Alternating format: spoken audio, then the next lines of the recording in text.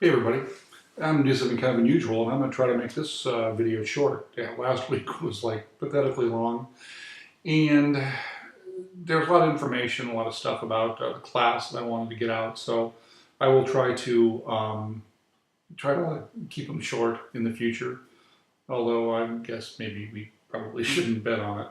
In any event, this last week kind of laid the foundation for justice and some of those concepts.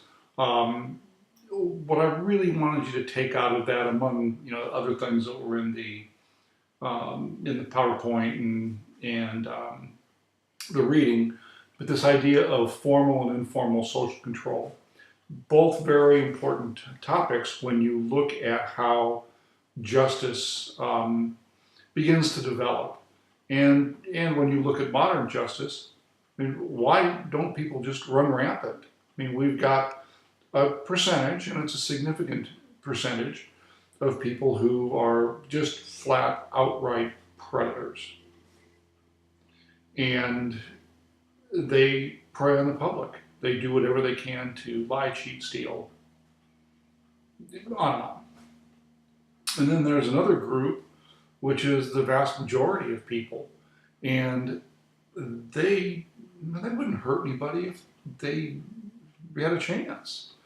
And that's the vast majority. That's the culture of lawfulness. Why is it that often you can, get up at Starbucks and leave your laptop sitting out, forget about it for a minute, run into somebody talk to them, then suddenly discover, oops, I forgot it, come running back and there's your laptop still there. Why does that happen? And it's the culture of lawfulness.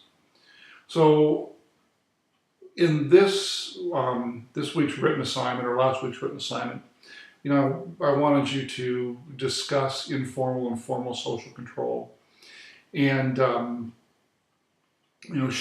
give us a little bit more background on it, and see what you thought of both of those concepts. You'll see from the grades that I expect you to do some thinking, and I expect you to not just answer the prompt. Informal social control, good. Formal social control, bad but necessary. Here's my paper. And I want you to think about each of the topics, as I do in the discussion boards. So we'll see how this goes. I've only graded a couple. I only had a few in early. And, so we'll see. Generally, I have a lot of trouble initially with grammar, and people don't realize that I grade that pretty hard. And you can take and have decent content, but if you can't write, you're not going to get a superlative grade. You get an okay grade, but you're not going to get a superlative grade. So that being said, let's talk about discussion boards. Don't forget to post. The initial post is due by Wednesday, and then your follow-up posts are going to be due on the by Sunday. Sorry, train of thought here just went off the tracks. So your secondary posts are due by your follow-up posts are due by Sunday, and make sure that you post 3 times during the week. And each of the posts, including your initial post and each of the follow-up posts, should be done on different days. Now, let's say you really like to participate with a class, so you post 5 or 6 times. Great. Just make sure that we have 3 different days, and we're all good.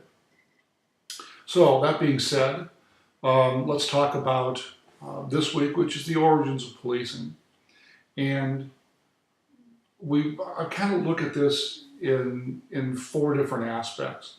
We've talked about social control, and now let's talk about more formalized, I guess, way to policing is a way to look at it. The role of family. We'll talk about the family. We'll talk about the interjection of the military, and we'll talk about what I call the commission era of policing, and then the beginning of formalized policing that's not military, civilian policing. So if you get hired by LAPD, you're strapping on a gun every day, going to work.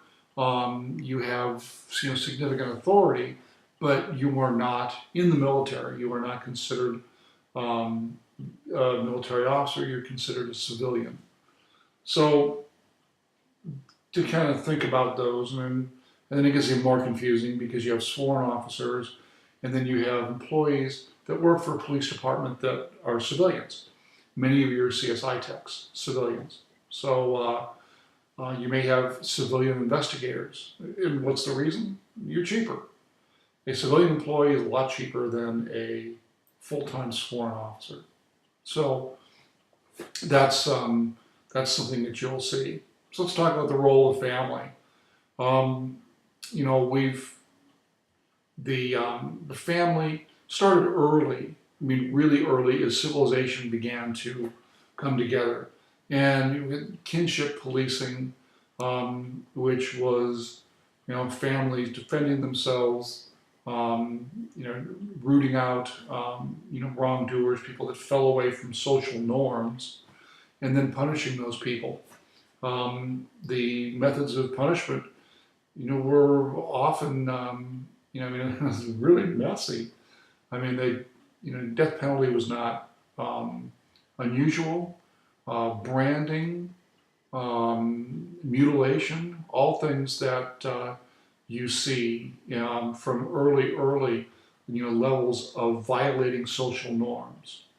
The religious tribunal system, the idea of trial by ordeal, where kind of cool things where you take a guy and who's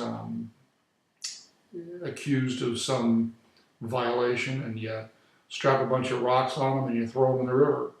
And if he survives, then obviously he was not guilty of the crime. If he dies, well, then he obviously was guilty. Kind of interesting approaches. There's a whole bunch of other ones that were really kind of goofy. You do have the beginning of the influence of the military. If you look back to Alfred the Great, centuries ago, started to organize the countryside into groups which were eventually known as the hundreds. The hundreds would be groups of families, 10 families united together for a common defense. And that could be from social norm issues, but for Alfred the Great, who had survived the Vikings, incursions into England, it was much more about protection and much more about keeping the crown alive and development of the military.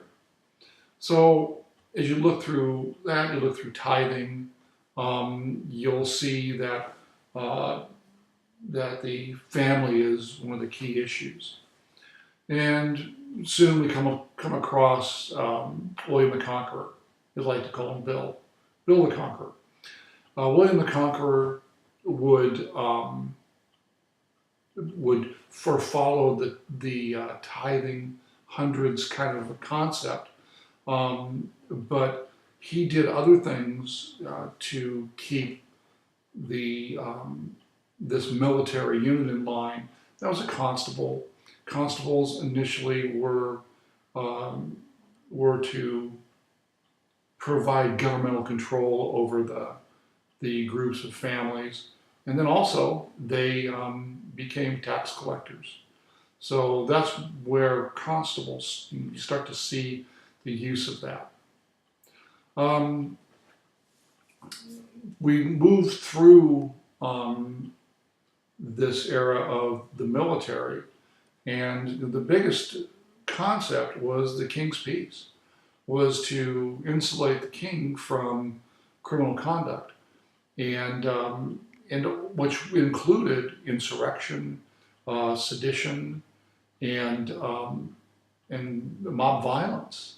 So, when you would have, people will riot when they don't have enough food to eat, they can't support their families, or there's no jobs. Those are the times you classically see riots. And England was no exception to that. And the military was used to suppress that. You know, by 1200, there were over 200 separate felonies in law books, and a felony was punishable by death. Of course, the cool part about that is that the person's property then sheeted, meaning it transferred to the state, to the king. Kind of bitching. Because then you can, if you're the king and you're getting low on funds, accuse a few nobles you don't like, people that haven't paid you the amount of respect, accuse them of some wrongdoing, and you can seize their property.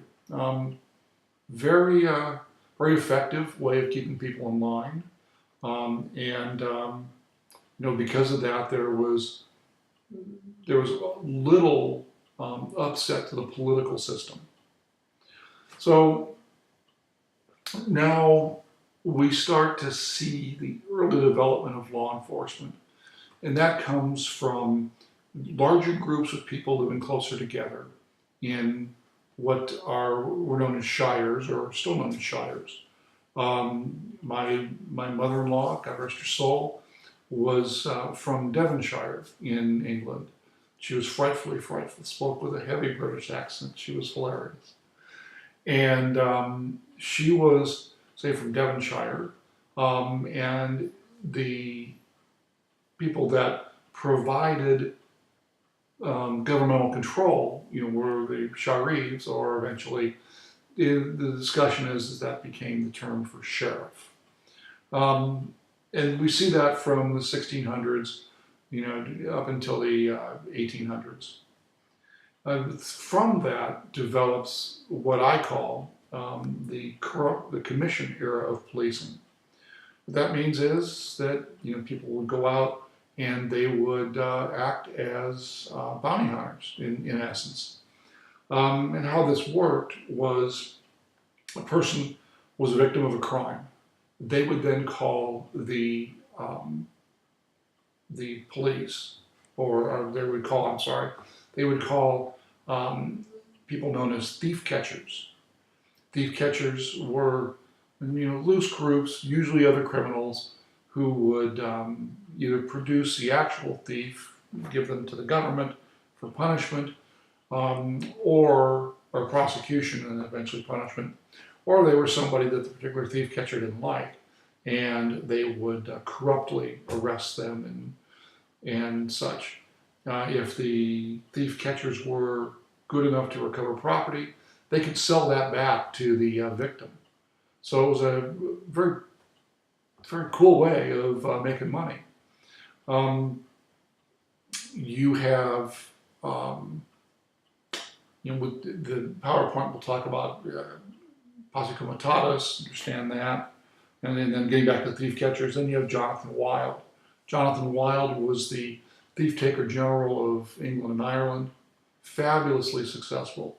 He had so much recovered property that he had to rent a warehouse in France, probably to hide unscrupulously located property away from the government. And all this worked out great until he ended up tangling with the son of a nobleman, and the son of the nobleman was able to convince the government to arrest Wilde, and eventually he was put to death. He was executed. The next step in that was the Bow Street Runners. And this was a group that was much, much less corrupt, or at least in history it is. And it was run by John and Henry Fielding. Two brothers. One was an attorney, a barrister, and they had offices on Covent Garden, which is where the English courts were. So they took their thief-taker approach, and we're actually very successful. And there were some good advancements in law enforcement from that. Make sure you're aware of those. Now, this era, Fielding's, yet be that as it may, were this era highly corrupt. Corruption was a huge problem. So the government began to look at some sort of a government-run policing approach. Middlesex Justices Act, started a police force, and then that went throughout areas of England, and eventually causing the Bow Street runners to close their offices in the late 1830s. Now, when we talk about policing and civilian government, where we really have to start is the Metropolitan Police Act, 1829. One of the things you really got to take away from this particular chapter, the people that began to develop the concept of community policing, which were academics out of the Kennedy School of Government at Harvard, University of Minnesota. Packer, you're familiar with. He started kind of some ideas with the direction the police ought to go and how they deal with the public. Well, they embraced Peel's approach. Peel was the Secretary General of England, and his Home Secretary. I'm sorry, and as a Home Secretary, which is like the Secretary of State is now, but was much more focused on issues within the borders at the time. So make sure you're really good with Peel. Be really good with Peel, because that's going to be something that's going to come up. The more you study law enforcement, the more you'll see how much people respect Peel and respect what he tried to do and what he accomplished. I posted on in I think the written assignment the pamphlet that Peel gave to his new officers and how policing should be run. Use that for the discussion board. There's another one out there that has 12 different rules or topics of policing, and they credit to Peel. Use this one just so that everybody's on the same page. Cold Bath Field riots really began to take Peel's version of policing and move it away from the public's concept of police spies. Highly detested, not cooperated with, even with Peel's approach.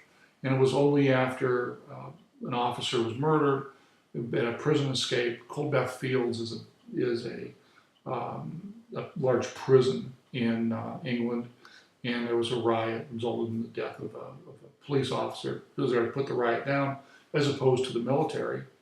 And that's when you saw the public began to change their approach towards the idea of a civilian-run government agency type of policing approach. So, with all that in mind, hopefully I've been a little bit good with the time. Let's see what we did.